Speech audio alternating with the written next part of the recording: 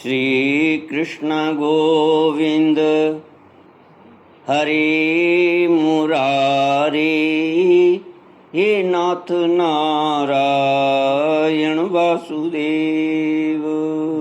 ओम नमो भगवते वासुदेवाय। ओम नमो भगवते वासुदेवाय। कृष्णाय वासुदेवाय हरये परमात्मने प्रणतक्लेशनाशाय गोविन्दाय नमो नमः। सच्चिदानन्दरूपाय विश्वोत्पत्त्यादिहेतवे तापत्रयविनाशाय श्रीकृष्णाय वयं नमः। श्रीकृष्णाय वयं नमः। सच्चित आनंद स्वरूप परमात्मा जो सृष्टि के उत्पत्ति, पालन और संहार करता है तथा जीवों के आध्यात्मिक, आदि दैविक, आदि भौतिक तापों को नष्ट करने वाले हैं, अर्थात जीवों के मानसिक, शारीरिक और भौतिक दुखों को दूर करने वाले हैं, उन श्री कृष्ण भगवान को हम नमस्कार करते हैं। श्री कृष्ण गोविंद हरे मुरारी, हे नाथ नारायण वासुदेव। श्रीमद्भागवत तृतीय स्कंद अथाष्टमोऽध्याय। मैत्रेय उवाच। सतसेवनीयो बत पुरुवंशो यल्लोकपालो भगवत्प्रधानः बभूविथे हाजित कीर्तिमालां पदे पदे नूतन यस्य भीक्षणम्। ब्रह्मा जी की उत्पत्ति। श्री मैत्रेय जी ने कहा, विदुर जी, आप भगवत भक्तों में प्रधान लोकपाल यमराज ही हैं। आपके पुरुवंश में जन्म लेने के कारण वह अंश साधु पुरुषों के लिए भी सेव्य हो गया है। धन्य हैं आप। निरंतर पद पद पर श्री हरि की कीर्तिमयी माला को नित्य नूतन बना रहे हैं। अब मैं क्षुद्र विषय सुख की कामना से महान दुख को मोल लेने वाले पुरुषों की दुख निवृत्ति के लिए श्रीमद् भागवत पुराण प्रारंभ करता हूँ, जिसे स्वयं श्री संकर्षण भगवान ने सनकादि ऋषियों को सुनाया था। श्री कृष्ण गोविंद हरि मुरारी, हे नाथ नारायण वासुदेव। अखंड ज्ञान संपन्न आदिदेव भगवान संकर्षण पाताल लोक में विराजमान थे। सनत कुमार आदि ऋषियों ने परम पुरुषोत्तम ब्रह्म का तत्व जानने के लिए उनसे प्रश्न किया। उस समय शेष जी अपने आश्रय स्वरूप उन परमात्मा की मानसिक पूजा कर रहे थे, जिनका वेद वासुदेव के नाम से निरूपण करते हैं। उनके कमल कोश सरीखे नेत्र बंद थे। प्रश्न करने पर सनत कुमार आदि ज्ञानी जनों के आनंद के लिए उन्होंने अध खुले नेत्रों से देखा। सनत कुमार आदि ऋषियों ने मंदाकिनी के जल से भीगे अपने जटा समूह से उनके चरणों की चौकी के रूप में स्थित कमल का स्पर्श किया, जिसकी नागराज कुमारियां अभिलषित वर की प्राप्ति के लिए प्रेम पूर्वक अनेकों उपहार सामग्रियों से पूजा करती हैं।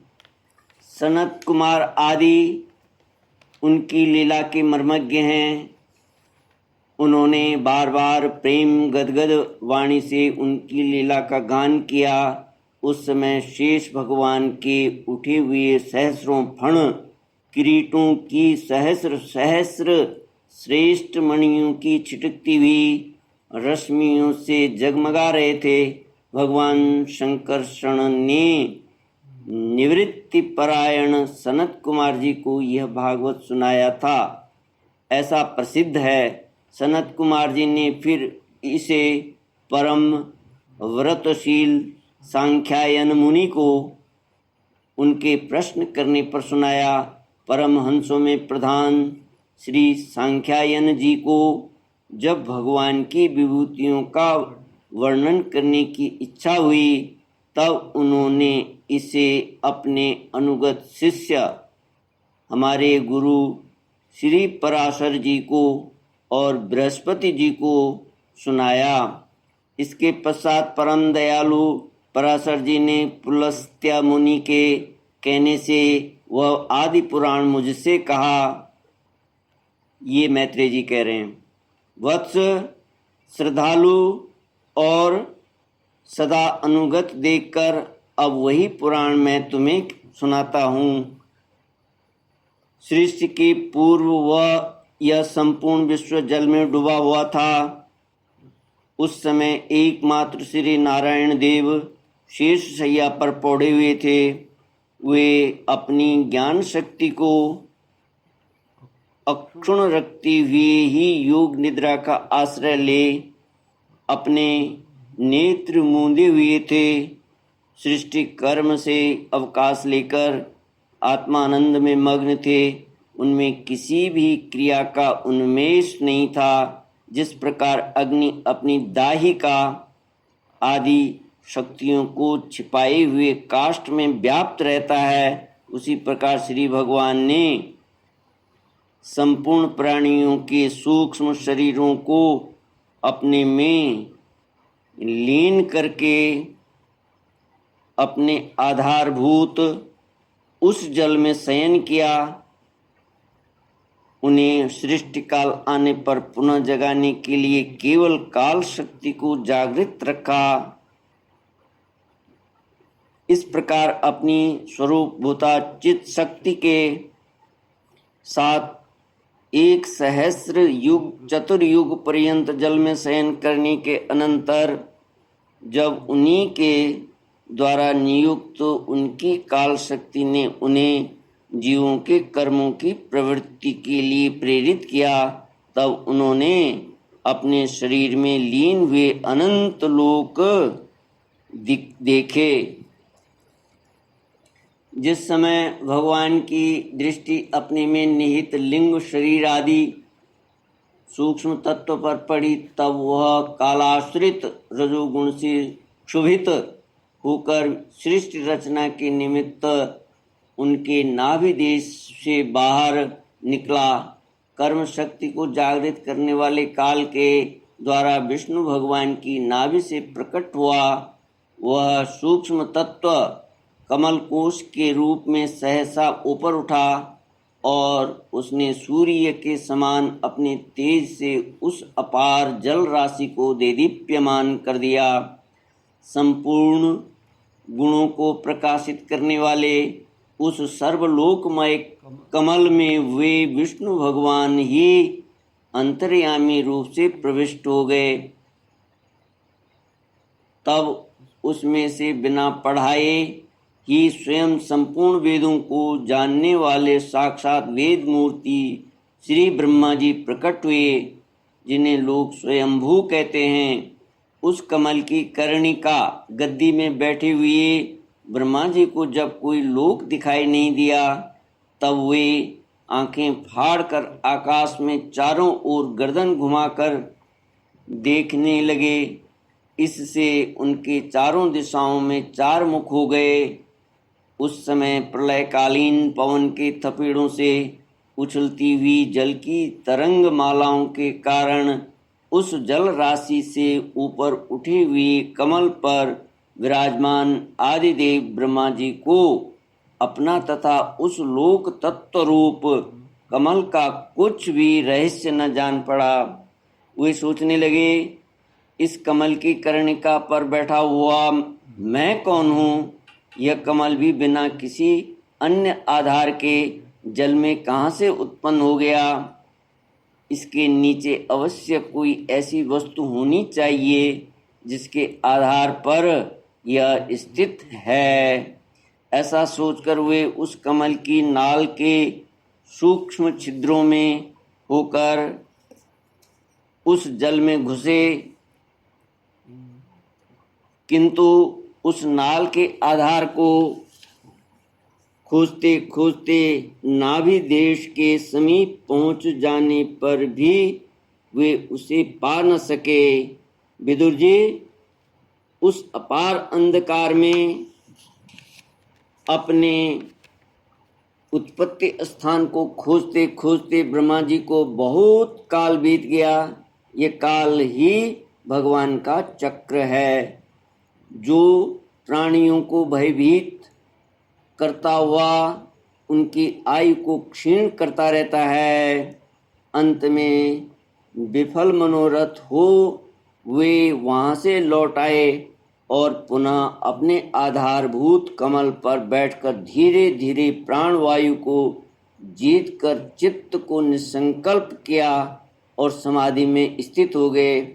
इस प्रकार पुरुष की पूर्ण आयु के बराबर काल तक अर्थात दिव्य 100 वर्षों तक अच्छी तरह योगाभ्यास करने पर ब्रह्मा जी को ज्ञान प्राप्त हुआ।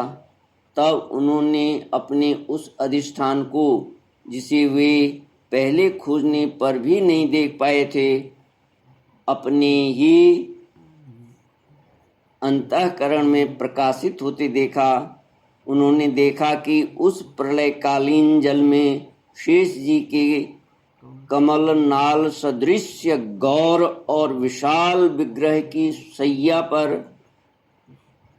पुरुषोत्तम भगवान अकेले ही लेटे हुए हैं। शेष जी के 10,000 फण छत्र के समान फैले हुए हैं। उनके मस्तकों पर किरीट शोभायमान है। उनमें जो मणियां जड़ी हुई हैं, उनकी कांति से चारों ओर का अंधकार दूर हो गया है। वे अपनी श्याम शरीर की आभा से मरकत मणि के पर्वत की शोभा को लज्जित कर रहे हैं। उनकी कमर का पीत पट पर्वत के समान देश में छाए हुए सायंकाल के पीले पीले चमकीले मेघों की आभा को मलिन कर रहा है। सिर पर सुशोभित सुवर्ण मुकुट सुवर्णमय शिखरों का मान मर्दन कर रहा है। उनकी वनमाला पर्वत के रत्न, जलप्रपात, औषधि और पुष्पों की शोभा को परास्त कर रही है तथा उनके भुजदंड वेणुदंड का और चरण वृक्षों का तिरस्कार करते हैं। उनका वह श्री विग्रह अपनी परिमाण से लंबाई चौड़ाई में त्रिलोकी का संग्रह किए हुए है। वह अपनी शोभा से विचित्र एवं दिव्य वस्त्राभूषणों की शोभा को सुशोभित करने वाला होने पर भी पीतांबर आदि अपनी वेशभूषा से सुसज्जित है। अपनी अपनी अभिलाषा की पूर्ति के लिए भिन्न भिन्न मार्गों से पूजा करने वाले भक्तजनों को कृपा पूर्वक अपने भक्त वांछा कल्प तरु चरण कमलों का दर्शन दे रहे हैं, जिनके सुंदर अंगुलीदल नक्षचंद्र की चंद्रिका से अलग अलग स्पष्ट चमकते रहते हैं। सुंदर नासिका, अनुग्रह वर्षी भौएं, कानों में झिलमिलाते हुए कुंडलों की शोभा, बिंबा फल के समान लाल लाल अधरों की कांति एवं लोकार्तिहारी मुस्कान से युक्त मुखारविंद के द्वारा वे अपने उपासकों का सम्मान अभिनंदन कर रहे हैं। वत्स, उनके नितंब देश में कदम्ब कुसुम की केसर के समान पीत वस्त्र और सुवर्णमयी मेखला सुशोभित है तथा वक्ष स्थल में अमूल्य हार और सुनहरी रेखा वाले श्रीवत्स चिन्ह की अपूर्व शोभा हो रही है। वे अव्यक्त मूल चंदन वृक्ष के समान हैं। महामूल्य केयूर और उत्तम उत्तम मणियों से सुशोभित उनके विशाल भुजदंड ही मानो उनकी सहस्रों शाखाएं हैं। और चंदन के वृक्षों में जैसे बड़े बड़े सांप लिपटे रहते हैं, उसी प्रकार उनके कंधों को शेष जी के फणों ने लपेट रखा है। वे नागराज अनंत के बंधु श्री नारायण ऐसे जान पड़ते हैं मानो कोई जल से घिरे हुए पर्वतराज ही हों। पर्वत पर जैसे अनेकों जीव रहते हैं, उसी प्रकार वे संपूर्ण चराचर के आश्रय हैं। शेष जी के फणों पर जो सहस्रों मुकुट हैं, वे ही मानो उस पर्वत के सुवर्ण मंडित शिखर हैं तथा वक्षस्थल में विराजमान कौस्तुभ मणि उनके गर्भ से प्रकट हुआ रत्न है। प्रभु के गले में वेद रूप भौरों से गुंजायमान अपनी कीर्तमयी वनमाला विराज रही है। सूर्य, चंद्र, वायु और अग्नि आदि देवताओं की भी आप तक पहुँच नहीं है तथा त्रिभुवन में वे रोक टोक विचरण करने वाले सुदर्शन चक्र आदि आयुध भी प्रभु के आसपास ही घूमते रहते हैं। उनके लिए भी आप अत्यंत दुर्लभ हैं। तब